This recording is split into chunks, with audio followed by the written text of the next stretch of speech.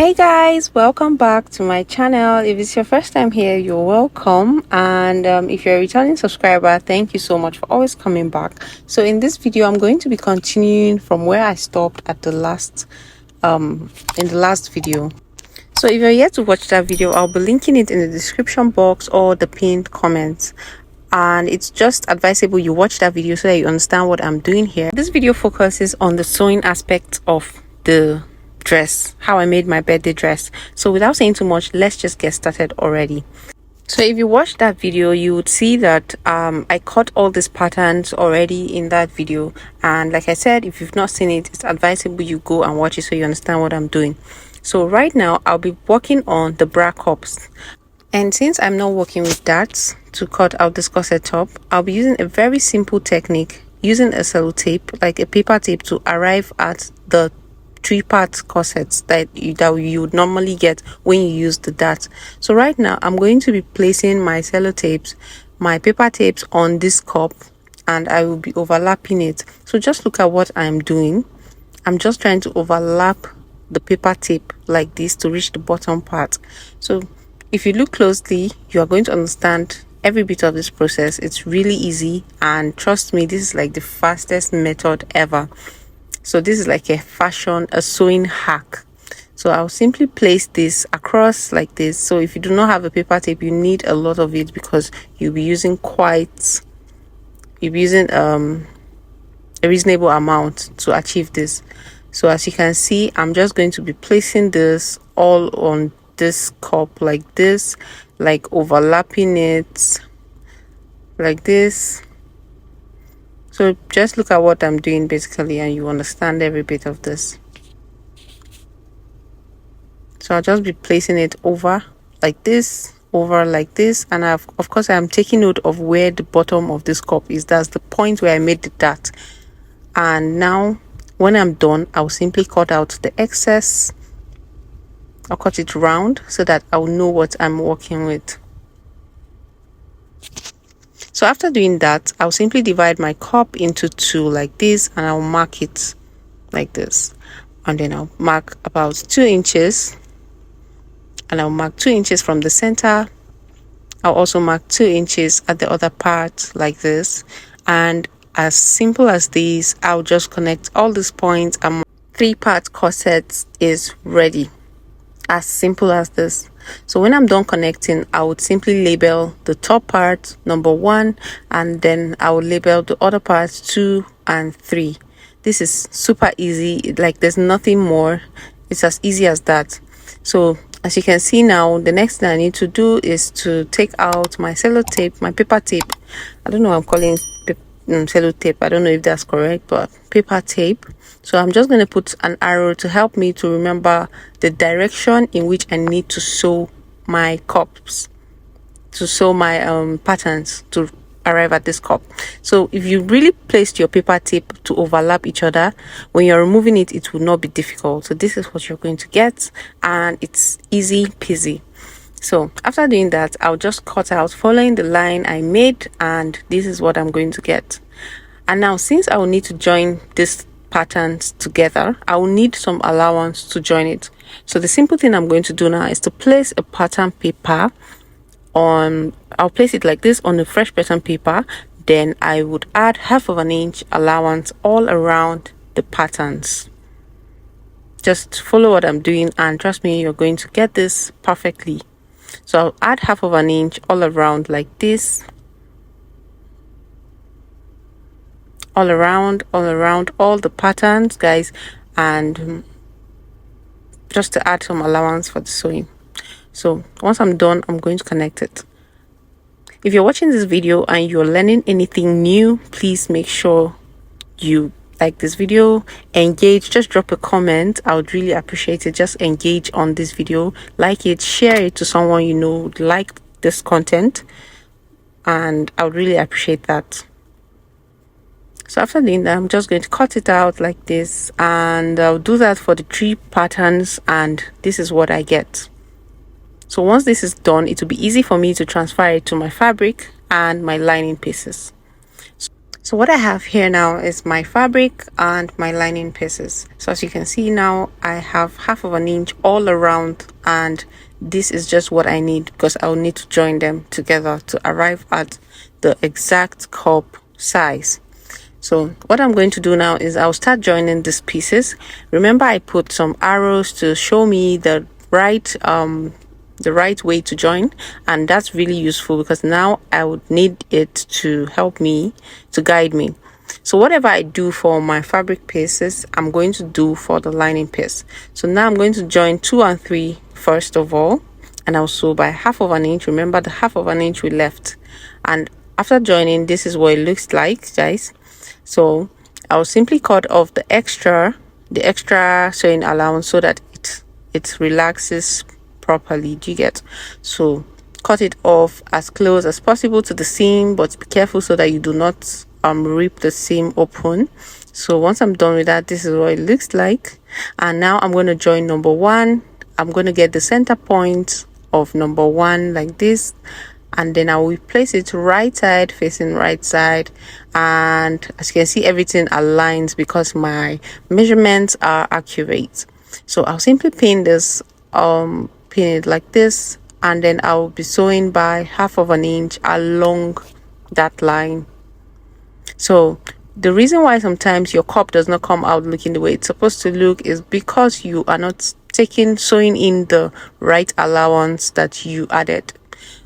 So once you're done with that, I'm just going to show you, to really prove to you that I've gotten back my cup size. And by doing that, I'll simply take my cup now and I'll place it into this, and you can see how perfectly it fits because I have done everything right. Ta-da! So let's go ahead and do what we did for this cup, and we'll repeat the same process on the other cup. Don't forget, we're working with 2 cups, and like I said, whatever I do on the fabric, I'm going to repeat that same process on the lining. Don't forget, because we want our lining to look exactly like the fabric piece. Okay, so after doing that, this is what I got, and I did the same thing on the fabric piece, on the lining piece, sorry. And you can see that the cup is fitting perfectly. So everything is looking nice and in place. So after that, I just give it a nice press just to open up the seams and make sure everything is looking neat. So ironing makes your work look really good. So it's just advisable to iron as you sew. So now moving on, the next thing I need to do is to pin up the cup to the fabric piece like this. So just as it looks, with the dart I created at the bottom of the cup, sitting at the bottom, the 2 and 3 parts of the cup. I don't know if that makes sense, but just place it the way it's supposed to look.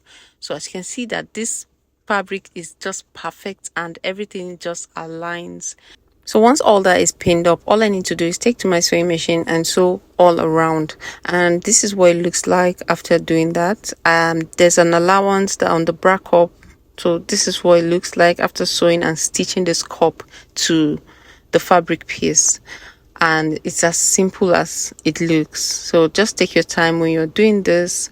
Don't forget that my video is edited, and it might take you some time to really achieve these things. Okay, so this is what it looks like. I'm just shaving off some little excess, and that's basically it. So the next thing I need to do is this bodice part. Don't forget we have a bodice. So what I'm going to do is to place this soft stay. I think it's called S-stay or cloth stay. I'm not really sure what it's called, but it's a soft type.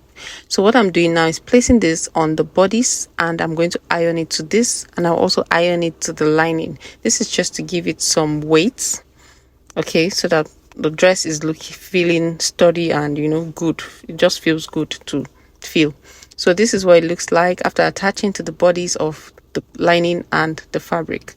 So the next thing I need to do now is to place my cup, the center of the cup, on the center of the bodice and attach. So I'm just getting the center of that point, and I will simply align the cup like this, and I'm going to pin it up, take it to my sewing machine and sew by 1/2 inch. So please like this video, drop a comment, just recommend what you would like to see on this channel. It helps me to understand my audience. Okay, and back to the video. This is me trying to pin up my cup to the body. So I purposely showed this aspect just to show you that these things are real, you know. YouTubers also go through the struggle, you get. So it's not as easy as it looks sometimes. So just take your time and do these things to achieve your results. So I'm just going to show you what it looks like after pinning it up. So this is what it looks like pinning up your stuff before you sew helps a lot. So you can see it's already making me have an idea of what it would look like after sewing. So I'll take this and I'll sew it by 1/2 inch, and this is what it looks like. So at this point I was already crushing on this dress. Like, even before anything, before having the final look, I was already in love with the whole outcome. So the next thing I did here now is to mark out the lines for my boning cases, and this was a very terrible mistake I made. So when you're doing yours, please make sure you do this step before you attach the cup, because it is way easier. Once you attach your cup, the cup would make the fabric to, you know, like, it just makes it difficult when your cup is already attached. So please make sure you don't do this after you do your cup. You attach your cup just like that. Please do this first. Okay, so I just attached my boning, and this one I used here is a sewable boning. It's called Ridgeline boning, sorry. So you can sew on it.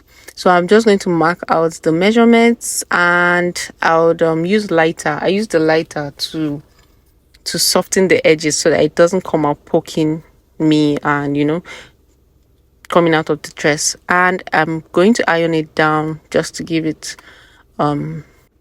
and yeah, I had to sprinkle water because I'm not using a steam iron. If you're using a steam iron, please make sure you ignore this part. And I placed the wrapper on the boning because the boning is plastic, and I just felt like applying the heat directly on it was not a good idea. So after pressing down my boning, I just took it to my dress and I attached it, and just as easy as that. So this is what it looks like. At this point, my dress was having a very nice structure, and I was in love with the whole outcome. So you should give this a try. Trust me, it's not as difficult as it seems. Okay, or I don't know if you think it's difficult, but it's not difficult. Making a corset is not difficult. Like, it's doable, it's possible. Okay, so now after doing that, I just need to use my lining. Remember, I told you about the lining. So whatever I did on this fabric, I did the same thing on the lining part. Okay, so I just gave this a little press to make everything look good, and I brought my lining piece, and this is what my lining piece. I did not put any boning on the lining. If you have enough boning to go round, you can do that. Some people put the boning on the lining as well, but I did not think it was necessary. So I just placed this lining on the dress, and as you can see, the lining is exactly like the fabric. So whatever I did on the fabric, I did the same thing on the lining. And now I'm going to pin this up, and I'll sew by 1/2 inch. So this is to help me tidy the rough edges at the top part, and I'll sewing all the way by 1/2 inch. So at that center point, you need to take notes and just follow the shape, like every part, how it looks. And when you're done, just give it notches, like, so that it can lay flat. Possibly you can also cut out to reduce the seam, because this will affect the way it would lay at the other part. So I just decided to trim it a bit. So when you're doing this, just be careful so you do not open the seam, so it doesn't tear into the actual sewing. So once I was done doing this, I now turned it over to the front, and you can see that the top part now is looking very, very neat. And now some people might top stitch at this point, top stitch on the lining, but I don't think I like that look. What I preferred to do is to put my hemming gum inside and give it a good press, so that's, you know, sandwiched, like it just glued the lining to the dress, and it helped to avoid that, you know, when you wear a cloth and the lining is trying to pop out. So it just took away that that tendency. So what I'm doing now is sprinkling water. Like I said, if you use a steam iron, you don't need to sprinkle water. Or please, it's because I'm using a normal iron that does not have steam. So the best thing to do here is to use a steam iron when you're working with hemming glue.